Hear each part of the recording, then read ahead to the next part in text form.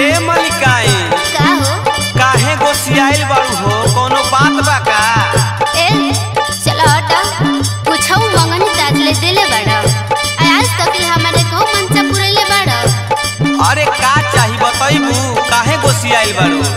सुना हां तो बोला कि हमसे बोलत काहे नहीं खू कौने कराना वाना। हमसे बोलत काहे नहीं खू कौने कराना वाना। हमसे बोलत काहे नहीं खू कौने कराना वाना। बोला काहे नहीं खू बोला? अच्छा सब यही पढ़कल बड़ा का? आ सुना सहिया कहि के ना दिला वाला हाथ कंगना बहाना।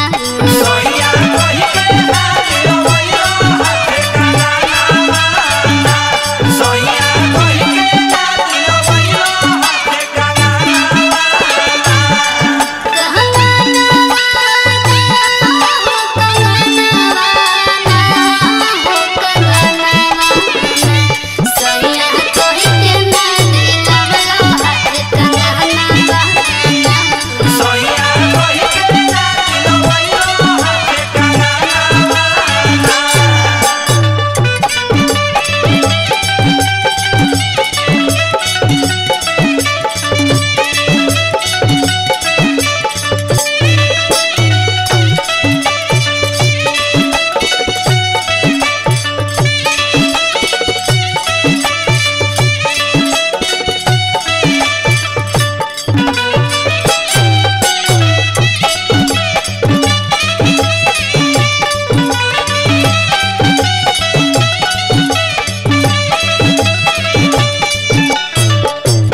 रोजे देला बलम भुलवाई अंगुरी कह दिना बहगिना गई। अंगुरी पे खाली भुलवाई अंगुरी पे दिनवागी नवाई। अच्छा तो क्या हम भुलवावा तानी?